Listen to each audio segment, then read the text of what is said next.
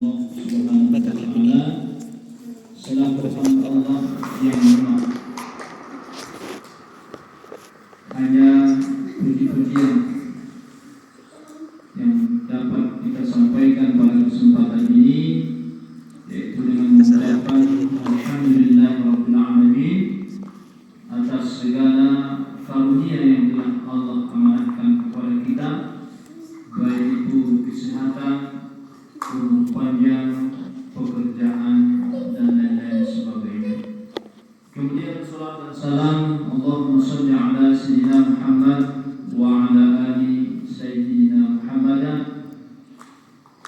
Semoga kelak nantinya kita semua mendapatkan syafaat dari Nabi Muhammad sallallahu alaihi wasallam.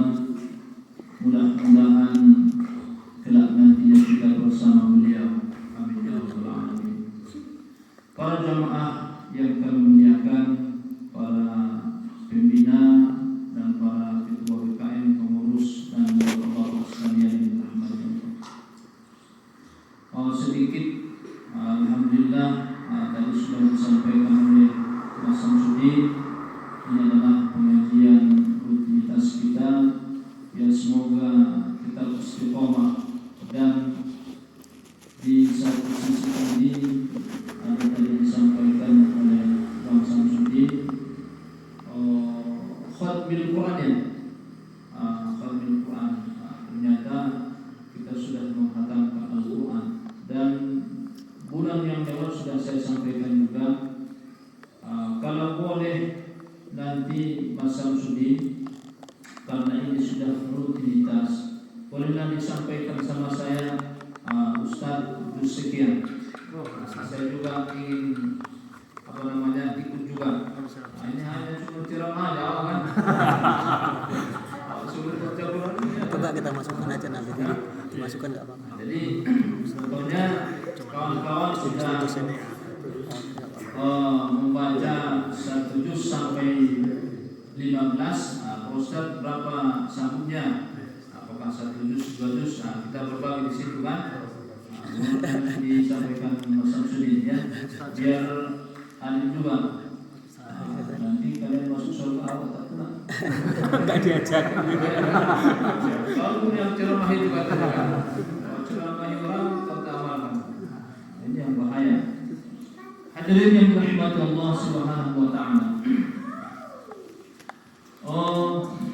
Saya hanya mengutip apa yang disampaikan oleh Luqmanul Hakim kepada anaknya. Tahu tak bapak-bapak Luqmanul Hakim ini? Luqmanul Hakim adalah seseorang yang Allah cintai, hamba Allah yang sangat Allah cintai. Bahkan di dalam Al-Quran Allah abadikan, dan ada surah Luqman ya. Jadi pesan beliau kepada anaknya, wahai anakku, sesungguhnya manusia itu terbagi dengan 3 bagian. Yang pertama, bagian yang pertama sepertiga bagi Allah. Bagian yang kedua sepertiga untuk dirinya sendiri, dan sepertiga untuk belatung. Jadi kita bertanya-tanya, sepertiga miliknya Allah, sepertinya untuk diri kita, sepertinya untuk binatang. Ternyata apa yang disampaikan oleh Luqmanul Hakim ini kepada anaknya, sepertiga bagian untuk Allah Subhanahu wa ta'ala, itulah roh kita. Itulah ruh. Kira-kira ruh ini ada enggak dalam jasad kita? Ada. Karena ruh inilah yang merasakan apa yang kita perbuat pada saat ini. Dikarenakan ruh masih ada. Ketika ruh itu sudah Allah ambil dari jasad kita,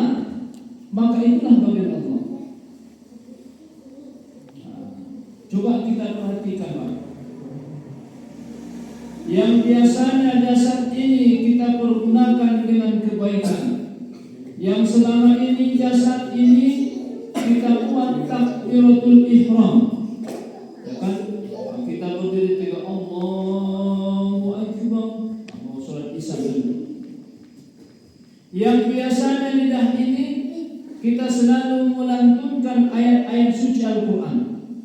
Tadi sudah disampaikan, 1 kali 1 bulan menghatamkan Al-Quran luar biasa.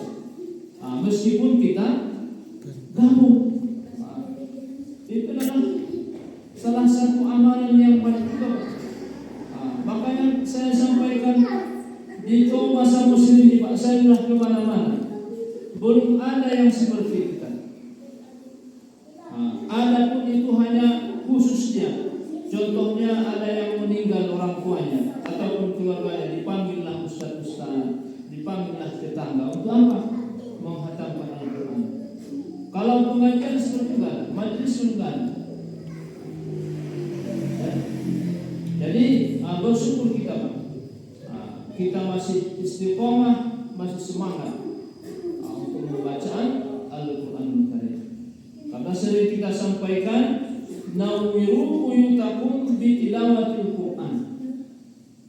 Rumah yang kita diami pada saat ini, jadikanlah itu merupakan nur cahaya. Inilah yang disampaikan oleh Rasulullah, hiasi kamulah rumah-rumahmu dengan membacaan Al-Quran Karim. Enggak usah kepala banyak-banyak, yang penting istiqomah kita.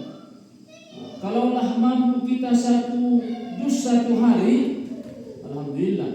Kalau 1 juz 1 hari, tembuslah 1 bulan itu dapat kita menghatamkan Al-Quran sendiri. Tapi kalau 1 hari 1 lembar, berarti 7 hari 1 minggu kita sudah bisa membaca 1 juz. Ya kan? 1 juz. Kalau 1 juz 1 minggu, berarti menghatamkan Al-Quran itu butuh berapa bulan? 1 bulan 4 juz. Kita hitung itu. Kira-kira seperti itu apa? 5. Tidak ada orang yang merugi membaca Al-Quran. Inilah yang diamalkan oleh para ulama-ulama kita. Ya. Apabila engkau ingin dimuliakan oleh Allah Subhanahu wa Ta'ala, salah satunya adalah bacalah Al-Quran. Kita sudah berusaha belajar Al-Quran, membaca Al-Quran, sebab belajar tiap hari, baik itu makhraj hurufnya, baik itu lambungnya, panjang pendeknya dan lain-lain sebagainya. Kita belajar. Jadi orang-orang yang menjadikan dirinya bersahabat dengan Al-Quran, Allah muliakan dunia dan akhirat. Bulan yang lalu sudah saya sampaikan. Kemudian yang biasanya lidah kita ini mengumandangkan azan, hayya 'alas shalah,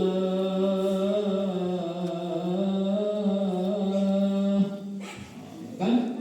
Tapi ketika Allah Subhanahu wa Ta'ala ambil ruh kita, kira-kira apa yang terjadi, Pak?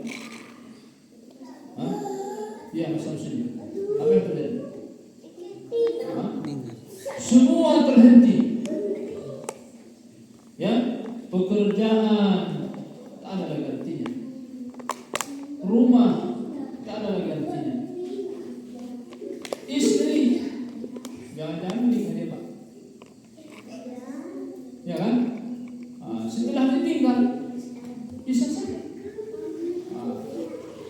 Maka dengan itulah hadirin, kita harus bersiap untuk akhirat.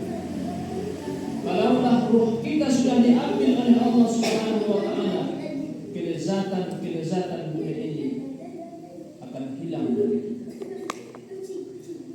Yang biasanya kita takbiratul ihram, Allahu Akbar, maka pada saat itulah kita ditakbirkan. Jasad kita sudah tergeletak, ditakbirkan oranglah. Usolli ala hadal mayyiti arba'at takbiratin farul kifayah lillahi ta'ala. Yang biasanya kita mengazankan, dikerjakan, tapi pada saat itulah kita diazankan. Yang biasanya kita iqamah, dan pada saat itulah kita iqamahkan. Inilah pesan daripada Luqmanul Hakim kepada putranya yang terdapat di dalam kitab An-Nasr bin Ban. Sepertiga jasad kita ini, ruh kita ini sama Allah Subhanahu wa taala. Hadirin yang dirahmati Allah. Kemudian sepertiga bagian yang kedua adalah sepertiga untuk diri kita. Maksudnya ini apa? Sepertiga untuk diri kita itu adalah amal ibadah. Apa yang kita lakukan itulah untuk kita. Amal ini ada dua macam. Amal yang baik dan amal yang buruk. Kalaulah kita mampu melakukan hal yang baik, maka beruntunglah kita. Tapi kalau kita tak mampu melakukan hal-hal yang baik, maka merugilah kita. Setiap hari kita mempersembahkan maksiat kepada Allah Subhanahu wa taala. Maka seperti ayat yang telah kita bacakan tadi, wa ma khalaqatul jinna wal insa illa liya'budun. Dan tidaklah aku ciptakan jin dan manusia kecuali hanya untuk beribadah kepada kata Allah. Dan tujuan Allah menciptakan kita itu saja, beribadah. Tidak ada yang lain. Adapun dunia ini adalah sarana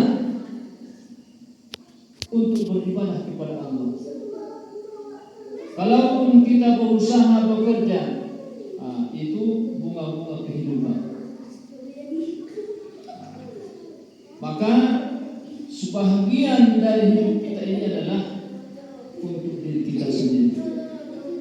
Artinya sepertiga itu untuk diri kita itulah amal ibadah. Tingkatkan amal ibadah kepada Allah Subhanahu wa taala. Sekecil apapun itu. Yang baik kita baikkan lagi. Pasti ada balasan. Hal jazaa'ul ihsan illa al-ihsan. Semua kebaikan itu tidak ada balasannya kecuali kebaikan itu. Begitu juga sebaliknya. Kalau keburukan kita lakukan, maka keburukan itu juga lah balasannya. Hal jazaa'ul ihsan illa al-ihsan. Kalau kita melakukan hal yang baik dan balasannya pun akan baik, kebaikan pula. Hadirin yang dirahmati Allah Subhanahu wa taala, maka dengan itulah kita tetap berusaha sekecil apapun ibadah kita kerjakan. Dan sesempit apapun waktu kita, usahakan berzikir kepada Allah Subhanahu wa taala. Karena zikir ini adalah salah satu amal ibadah kepada Allah. Beramal ini tidak mesti sholat, tidak mesti bersedekah. Berzikir kita duduk seperti ini juga adalah merupakan amal ibadah kepada Allah Subhanahu wa taala. Makanya amalan-amalan para ulama-ulama kita itu sangat banyak sekali. Bukan hanya puluhan, ratusan, ribuan Pak, ulama-ulama kita. Salah satunya adalah sholawat kepada Rasulullah. Kalau kita di Jawa sana dibuat itu majelis taklim, majelis sholawat, kumpul-kumpul hanya untuk bersolawat saja. Itu adalah menandakan atau bukti kecintaan kita kepada Rasulullah SAW. Kan kita akan dianjurkan untuk bersolawat kepada Nabi. Innallaha wa malaikatahu yusholluna 'alan nabi ya ayyuhalladzina amanu sallu alaihi wasallam taslima. Salawatullah kepada Rasulullah sallallahu alaihi wasallam. Bisa saja nanti Pak, kita bermimpi dengan Rasulullah sallallahu alaihi wasallam. Ada seseorang, dia ini orang yang biasa-biasa saja, bukan ustaz. Tapi dia pernah berkata kepada saya pas dia sholat subuh, Pak Ustaz, tadi malam saya bermimpi kepada Rasulullah SAW. Saya pun terkejut. Ternyata orang yang bermimpi dengan Nabi adalah manusia pilihan. Kalau Bapak pernah bermimpi dengan Nabi, itu benar adanya. Itulah Nabi.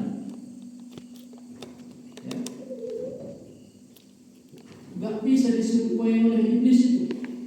Itulah mulianya Nabi. Saking mulianya Rasulullah Sallallahu Alaihi Wasallam, lalat pun selama hidupnya tidak pernah dihinggapi pada kita. Ini berapa kali dihinggapi lalat kan Pak? Kalau Rasul tidak pernah sama sekali. Karena salah satu binatang yang kotor itu lalat. Sampai-sampai kata Nabi, apabila lalat masuk ke tempat minum kita, ke gelas kita, padahal mau kita minum Pak, celupkan sekali. Kenapa? Karena sayap sebelah kanan membawa obat daripada sayap sebelah kiri membawa penyakit. Itulah penawar sayap yang sebelah kanan. Kalau tak mau, buang saja. Tapi rasa-rasanya Mas Yedi buang aja dia. Apalagi dalam yang hidup. Mana tahu contohnya Pak, kita ke padang pasir yang tandus ataupun di hutan-hutan sana, kita hanya membawa segelas air. Tak ada air sama sekali. Kita sudah haus sekali, ya kan? Daripada ini kan, urusan celupkan masuk. Maka berzikir itu adalah salah satu bentuk amal ibadah kepada Allah Subhanahu wa Ta'ala. Kita jangan berzikir, tidak ada masalah. Contohnya, kita di kerjaan lagi santai, ya kan? Berselawat kita, kita berzikir. La ilaha illallah, la ilaha illallah. Kan banyak berzikir. Subhanallah, walhamdulillah, wa la ilaha illallah, wallahu akbar. Banyak sekali. Jangan kita sia-siakan. Apalagi sholawat. Kira-kira Bang Jago sudah pernah belum? Sama-sama berusaha kita, ya, sama-sama berusaha. Kalau Nabi datang dalam mimpi kita, itulah dia. Tidak keseluruhan bermimpi dengan Nabi, tidak semua ustaz itu bermimpi dengan Nabi. Orang awam pun bisa bermimpi dengan Rasulullah, tergantung kecintaannya kepada Rasulullah Sallallahu Alaihi Wasallam. Dan orang yang bermimpi kepada Nabi adalah manusia-manusia pilihan, tidak sembarang orang. Hadirin yang dirahmati Allah Subhanahu wa Ta'ala,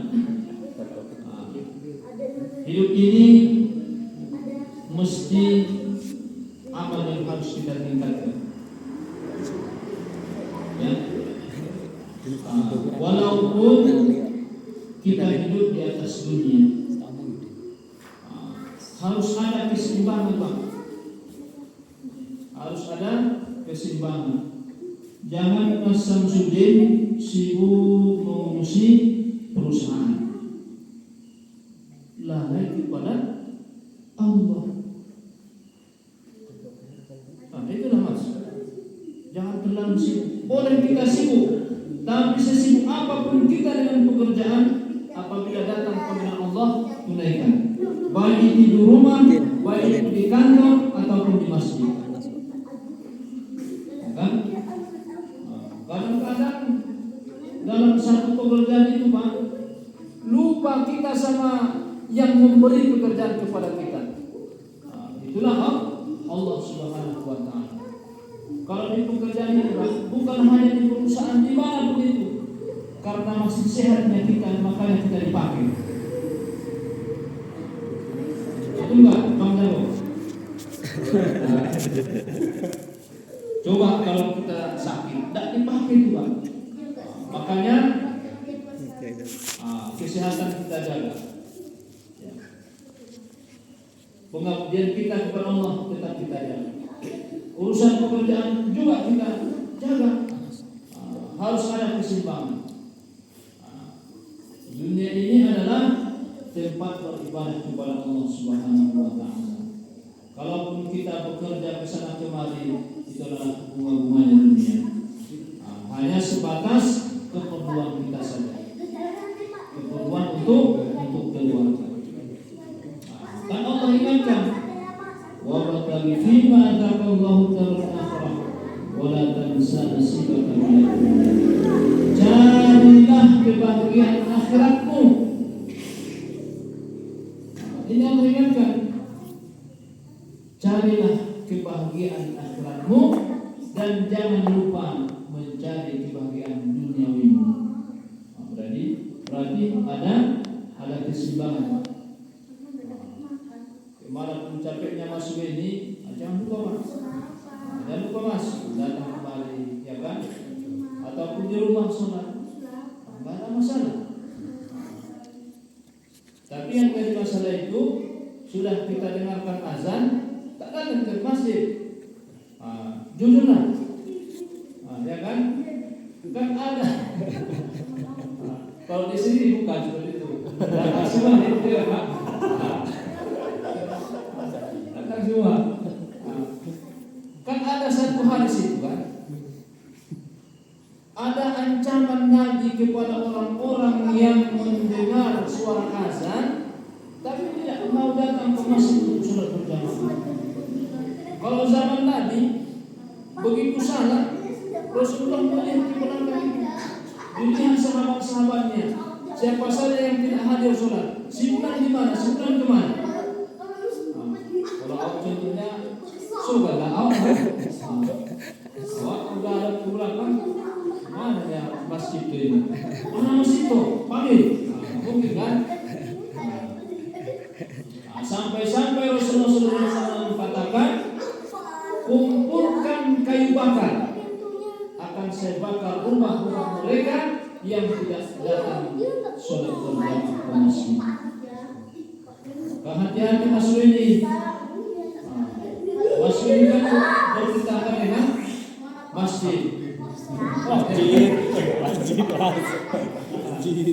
Masuk sini, kan? Berkaitan dengan masjid. Kata Nabi, orang yang paling buruk itu adalah orang yang bertetangga dengan masjid tapi tidak mampu datang ke masjid sholat berjamaah. Tapi sebaliknya, kalau kita mampu, maksudnya orang yang bahagia, yang beruntung. Maka iklannya kita berusaha, kita makmurkan dari Pak. Nanti datang pula kembali bom atom itu kan, ada tempat kita sholat. Mumpung alhamdulillah kita masih beribadah, bukan seperti di tempat-tempat lain di negara-negara lain. Sholat pun harus sembunyi-sembunyi, kan ada. Kalau kita bebas tinggal kita hanya sekali Pak, mampukah kita memakmurkan masjid? Begitu azan langsung datang kembali, begitu siap sholat langsung pulang, tak ada masalah. Tapi kalau bisa dulu cerita-cerita, jangan dulu Pak, waktu masih di sini orang pada jatliko, itu saya bangun dulu cerita-cerita kadang buka tafsir, karena di di masjid itulah salah satu komunikasi kita dengan kawan-kawan. Kalau di pekerjaan saling menuntut itu, Bang. Yakinlah. Saling menuntut itu. Tapi jangan dibawa ke kemari. Kalau orang-orang paham sama kita rasakan apa? Memang ada itu kan? Pimpinan sama bawahan. Awal ada bawahan di sekolah, memang begitu. Apalagi berapa? Kepala sekolah marah-marah. Dia aja kan? Melihat anggotanya yang kurang beres. Itu hal biasa. Ya kan? Maka hadirin yang dirahmati Allah Subhanahu wa taala, yang paling kita nomor satukan dalam kehidupan kita ini adalah Allah Subhanahu wa taala. Beramal kepada. Selebihnya itu silahkan, mau mencari nafkah, mau bekerja, mau kesana pun silahkan. Tapi jangan lupakan Allah yang telah menciptakan pekerjaan kepada kita. Waktu dimulai. Singkat ya? Singkat. Jadi singkat pada bebas. Yang ketiga, bagian yang ketiga itu adalah sepertiga untuk pelatung. Paham nggak kira-kira itu? Kalaulah ruh kita telah Allah panggil, maka jasad kita inilah untuk apa? Untuk belatung. 1 minggu kita yang dikuburkan. Apa yang terjadi? Ya? Yang pecahlah perutnya, yang datanglah punah, segala macam. Tak bisa kita sedih kalau kita bayar. Makanya dalam kitab Dakwahul Akbar disampaikan, ketika manusia itu telah diletakkan di dalam kubur, Allah berikanlah waktu kepada ruh melihat jasadnya seperti apa. Dilihat jasadnya tertutup kaki, ya kan? Dari Israel datang memanggil, jasad terkujur di pembaringan, ya kan? Masuk lagi. Seluruh tubuh akan menggigit, sekujur badan dan kedinginan, tinggal semua yang dikasihi. Terus lupa ya? Saya lupa. Artinya kemarin nggak bisa, sekarang lupa ya gitu. Sama aja. Tinggal semua yang kita kasih, hanya amal ibadah yang akan kita bawa. Maksudnya ini cari-cari bekerja, pekerjaan itu akan dibawa, tapi amal ibadah itu nanti akan dibawa. Siapapun itu, maka jangan nomor 2 kan Tuhan. Nomor 1 kan Allah. Kalau kita nomor 1 kan Allah Subhanahu wa taala, maka kehidupan kita akan lebih bagus dunia dan akhirat. Melihat seseorang itu bahagia tidak dipandang dengan kemewahan kehidupannya, tidak. Ada orang yang punya pekerjaan tapi resah gelisah. Ada orang yang punya rumah, mobil yang begitu luar biasa, tapi terkadang susah gelisah. Ukuran kebahagiaan seseorang itu adalah hati, qalb. Hati. Sejauh mana kita akan kita kepada Allah Subhanahu wa taala. Tapi sangat beruntunglah orang-orang yang sudah mempunyai memiliki dunia. Dia punya rumah, punya mobil, punya pekerjaan, punya anak dan lain-lain sebagainya.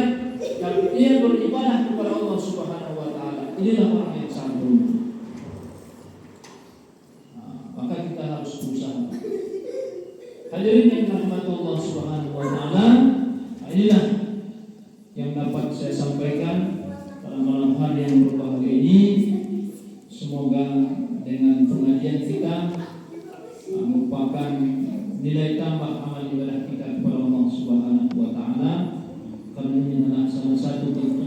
majelis taklim yang sangat dirindukan oleh surga Allah Subhanahu wa taala.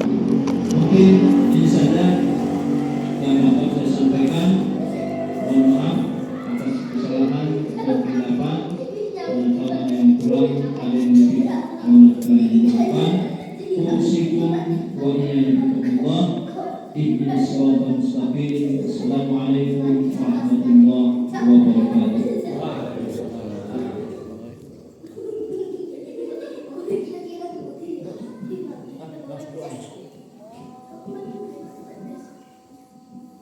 على هذه النية والفاتحة أعوذ بالله من الشيطان الرجيم الرحمن الرحيم الحمد لله رب العالمين الرحيم مالك يوم الدين إياك نعبد وإياك نستعين الصراط المستقيم صراط الذين أنعمت عليهم. أعوذ بالله من الشيطان الرجيم بسم الله الرحمن الرحيم الحمد لله رب العالمين حمدا نعمين حمدا شاكرين والصلاة والسلام على أشرف الأنبياء والمرسلين وعلى آله وصحبه أجمعين. اللهم صل على سيدنا محمد وعلى آل سيدنا محمد. اللهم يسر لنا شفاعة محمد رسولنا صلى الله عليه وسلم يوم القيامة وبعزتك وجلالك يا رحمن يا رحيم. اللهم افتح علينا أبواب الخير وأبواب البركة وأبواب القوة وأبواب النعمة وأبواب الرزق وأبواب الصحة وأبواب السلامة وأبواب الصحة وأبواب السلامة وأبواب المغفرة وأبواب الجنة ولخصوصا لهذا الجماعة. اللهم كرم أعمالنا وسعد سادنا ونور قلوبنا وثبت إيماننا واحسن أعمالنا ومن خير قربنا يا الله يا رب العالمين. اللهم بحق الفاتحة وسر الفاتحة يا كاشف الغام يا من لعباده ويغفر ويرحم يا دافع البلاء يا الله يا دافع البلاء يا رحمن يا دافع البلاء يا رحيم.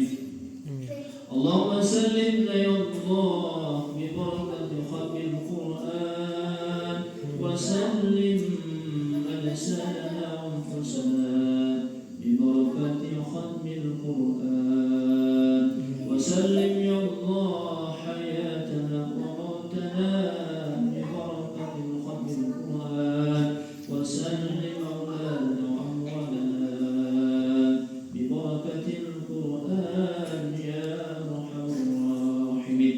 وسلم يا الله آبائنا وأمهاتنا ببركة القرآن وسلم أزواجنا وذريتنا ببركة القرآن ولخصوصا لهذا الجماعة من بلاء الدنيا وعذاب الآخرة. واصل عنا بحق القرآن العظيم وذلك الكريم شر الدنيا وشر الآخرة. والله لنا ولهم برحمتك يا أرحم الراحمين. ربنا آتنا في الدنيا حسنة وفي الآخرة حسنة وقنا عذاب النار. صلى الله عليه